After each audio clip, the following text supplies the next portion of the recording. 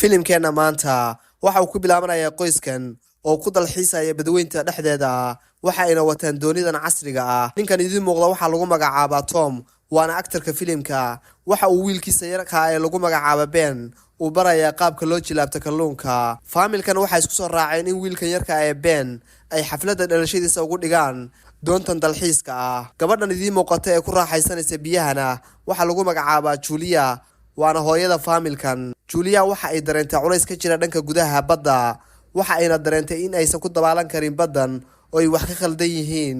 waa ay qaylinaysaa ilaa marka dambe ay ku rafato biyihii. Tom ayaa wuxuu arkayaa qaylada xaaskiisii, waxauna isku dayayaa inuu mishiinka matoorka daaro si uu xaggeeda doonta ugu soo kaxeeyo, laakiin mishiinka ayaa isbaktiinaya. xaaladda Juliana aad ayay uga sii daraysaa. Tom waxa isku soo tuurayaa biyaha si uu xaaskiisa u badbaadiyo. ugu dambeynna waxa uu ku guuleysanayaa inuu xaaskiisii qabto. waa uu soo jiidayaa, waana uu la soo dabaalanayaa. waxayna soo gaarayaan jambiga doonta ilaa labadoodii carruurta ahaa ay soo qabtaan hooyadii. Julia waxay soo koraysaa doontii iyadoo nabad qabta, halka Tom isaguna uu soo koray. Julia waa ay shoogsan tahay, waxa ayna dhexda uga jirtaa qoyskeedii. carruurteedii ayaa sasabaya, halka Tom uu leeyahay waa wax iska caadi oo dabiici ah. waxaa la gaaray xilligii habeenka. Tomna waxa uu soo qabtay keegan si wiilkiisii uu ugu dhigo dhalasho qurux badan. wiilkiisii Ben ayuu ku leeyahay dhalasho wacan. dhammaantoodna waa ay sacbinayaan, waxa ayna la qaybsanayaan farxadda wiilkooda yar. Julia waxaa sankeedii ka yimid dhiiggan idiin muuqda. doontii ay saarnaayeen oo dhanna waa ay ruxmaysaa. waa ay garan laayihiin musiibadan ku socota meesha ay ka timi. dhammaantood waa ay yaaban yihiin ilaa ay markii dambe doonta gudaheeda ay soo galaan biyahan. matoorkii doonta ma shaqaynayo, iyagoo dhanna waxa ay galeen kala carar ilaa markii dambe ay qaateen jaakadaha badbaadada. jaakadihii iyagoo qaba ayay ku saxseexdeen habeenkii. kadibna Tom ayaa kacaya markii la gaaray maalinnimadii. waxa ayna ka soo baxayaan gudaha hoose ee doonta, iyagoo dhammaantood soo wada kori doona xagga sare ee laashka. waxa ay fiirinayaan baddii, laakiin waxay arkayaan wax cajiib ah. dhulkii waa uu isbedelay, biyihii baddana waa ay ka tageen meeshii. baddiina waxa ay noqotay saxaradan idiin muuqataa. dhammaantood waa ay yaaban yihiin, waxayna la yaaban yihiin biyihii badda meesha ay aadeen. Julia waxay aruurisay cuntooyinkii kala daatay si ay carruurteeda ugu samaysay quraac, halka wiilkoodii yaraa ee Ben uu buufinkan hawada sare u diray si ay faamilkiisu u helaan gurmad degdeg ah. raadaarkii waxa uu soo qabtay Tom, ninkan idiin muuqda oo ka mid ah guddiga badbaadada. kadibna waxa uu sheegay xaaladda ay ku sugan yihiin. ninkii ayaa waxa uu sheegayaa in biyihii badda ay tageen magaalooyinkii waaweynaa, ayna ka tageen meeshii ay joogeen. waa uu yaabayaa Tom, ninkiina waxauu ku odhanayaa anigu kuuma imaan karo oo waxaan wataa dooni yar oo ah nooca submariinka ah. ninkani waxa uu sheegayaa Tom in hal asbuuc kadib ay soo laabanaysa baddu. haddii ay xaaladda hadda ku sugan yihiinna ay ku soo laabato, doonta ay wataanna aysan awood u lahayn, hirarka waaweyn ee baddu ay ku soo laaban doonto, ayna ku dhiman doonaan halkaas. waxa uu sheegay in loo baahan yahay inay tagaan goob seef ah. ninkii waxa uu siinayaa locationkiisa, waxauna u sheegayaa inuu isagu hayo doon badbaada ah oo ay ku badbaadi karaan oo gudaheeda aysan waxba soo geli karin, halkanna ay yimaadaan si uu u badbaadiyo. Tom waxa uu soo qaadanayaa maabkan, waxauna qiyaasayaa jihada ninkan uu joogo.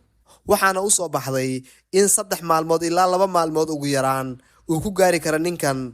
dhammaantood waa isdiyaariyeen. Tom oo sugaya carruurtii fadhiyana xagga sare ee doonta ayaa wuxuu arkayaa ninkan iyo eygiisa oo xaggiisa u soo ordaya. waa uuna farxaya, waxa uuna u malaynayaa inuu yahay nin badbaado u baahan. Tom ninkii ayuu waxa uu soo qabanayaa biyahan, kadibna waa u imaanaya dhankiisa. waa uuna wareysanayaa inay isku dhibaato haysato, doontiisina uu ka soo tegay. biyihii ayuu u dhiibayaa, kadibna biyihii ayuu ka qabanayaa ninkii. ninkani waxa uu wataa warankan idiin muuqda.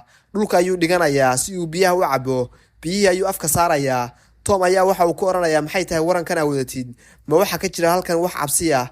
xaaskiisa Julia ayaa arkaysaa, dhankooda ayayna usoo dhaqaaqaysaa. ugu dambeyn ninkii waan u jawaabin Tom, waxa uu afka kaga dhufanayaa dhaladii biyaha ahayd. Tomna waa uu dhacayaa, waxa uu soo qaadanayaa mindidan idiin muuqata. laad ayuu beer kaga dhufanayaa isagoo jiifa ilaa ugu dambeyn uu soo qaato warankiisii, calooshana uu ka geliyo si arxan daran. halkaas ayuu ku dhintay Tom. Julia waxay aragtay ninkeedii oo la dilayo, waa ayna carartay ilaa uu ninkeedii afka dhiig ka keenay. ninkii waxa uu soo baxsaday Juliana way cararaysaa si ay u safgarayso carruurteedii, laakiin ninkii markii uu gaari kari waayey waxa uu ku tuuray warankii. Julia warankii ayaa gacanta ka saray, iyadoo dhiigaysa ayay oroday, waxayna gashay doontii. carruurteeda ayay ku qaylisay ku tiri soo baxa. gabadheedii Casey ayaa waxay aragtay ninkan soo ordaya iyo aabaheed oo meyd ah. dhammaantood waa ay argagaxayaan ilaa ugu dambeyn ilbaabkii doonta ay soo xirtaan. ninkii waa uu imaanayaa ilbaabkii ayuuna qaraacayaa si uu jabiyo. Julia waxa ay qarisay carruurteedii isla markiiba ninkii wuxuu aaday qaybta jikada waxa uuna ka helay cunto ayuu iska cunayaa waa nin aad u gaajaysan. isla markiiba waxa uu soo aaday dhanka hoose ee doonta. Julia waa mid diyaarsan oo dagaal u diyaarsan waxayna gacanta ku haysataa mindidan idin muuqata. ninkii waa uu soo galayaa laakiin Julia waxay ka baxaysaa xagga dambe. eygii ninkii uu watay ayaa ku qaylinaya ninkiina gudaha wuxuu ka maqlay ciidaga eyga ilaa ugu dambeyn Julia uu ku soo orday eygii. kadibna waxa ay qabsatay mindidan waxayna dishay eygii halkaas ayuu ku dhintay. waxa uu imaanaya qaybta sare ee doonta waxa uu fiirinaya eygiisii waa uu naxay waxa uu arkay eygiisii oo la dilay. Julia mar labaad ayay doontii ku laabatay kadibna waxay gashay daloolkii ay ka soo baxday. isla markiiba ninkii ayaa arkay kadibna uu ku soo booday ilaa iyadii oo dhan uu kala tuuray. waa ay qaylinaysaa carruurteeda ayay u qaylinaysaa laakiin ninkii si arxan daran ayuu dilayaa gabadheedii Casey oo daawanaysa waa isayn kari weynaysaa waxayna ka naxsan tahay ninkan dilaya hooyadeed. Casey waxay la soo baxaysaa baaskooladii hadday hooyadeed kala ballantay ilaa ay baaskooladii ku dhufatay ninkii kadibna qiiq ayaa isqabsanaya doontii ayaa gubanaysa doontiina waxa gaaraya dabkii. ninkii waa uu dhaawacan yahay doontiina waa ay gubatay. Julia waxay soo saaraysaa wiilkeedii iyo gabadheedii sanduuqa ku jiray kadibna waxay isku dayaysaa inay kala baxsato meeshan. way la soo cararaysaa waxayna imaanayaan bannaanka doonta ilaa ugu dambeyn Ben uu arkay aabihiisa oo meyd ah waa ayna ku dul ooynayaan dhammaantood. hal mar ayaa Julia waxay soo fiirisay dhankii doonta waxayna aragtay doontii oo gubatay ninkiina uu ka soo badbaaday oo doontii ka soo baxay. waxay u qaylinaysaa carruurteedii waxay leedahay ka soo baxa. ninkii waa uu daba joogaa soo carar ayay leedahay waxayna la soo baxsatay carruurteedii. buurahan aadka u dhaadheer ayay la soo martay rafaad badan ayay ku jiraan noloshii ayaa ku adkaatay carruurtii waa ay dhaqaaqi laadahay. Ben waxa uu arkay kalluunkan waxauna soo qabtay kalluunkii iyagoo raba inay cunaan kalluunkan ayaa hal mar Julia waxay ku fiirsay diiradda jihada uu ninku jiray kadibna waxay ka aragtay ninkii oo soo socda kala carar iyo orod ayaa galay ciyaalkii ayay soo qabatay waa ay la soo baxsatay mar kale. ninkiina waa mid daba jooga ma raba inuu ka haro waxa uu rabaa inuu dilo. buuro dhaadheer ayay mar labaad soo mareen ilaa ugu dambeyn ay halkan fariisteen. Julia ayaa waxay furtay booshkii biyaha kadibna waxay ka weyday biyo wiilkeedii iyo gabadheeda ayay leedahay yaa biyihii cabay. Julia waxay ku xanaaqaysaa gabadheedii Casey waxayna leedahay maxaa u cabtay biyaha xaalad adag ayaan ku jirnaa maxay tahay biyahana halka mar dhamaysay. wayna ku xanaaqaysaa wayna ku qaylinaysaa ilaa ay gabadhii ay tiraahdo hooyo iska kay cafi ma ana ogeyn harad xun ayaa qabtay biyihiina sida ayaa ku cabay. waa ay soo dhaqaaqayaan ilaa ugu dambeyn ay arkaan diyaaradan meesha ku dhacday. kadibna Julia waxay furaysaa albaabkii diyaaradda waxayna galayaan diyaaradda gudaheedii. xilli habeenimo ayaa la gaarayaa.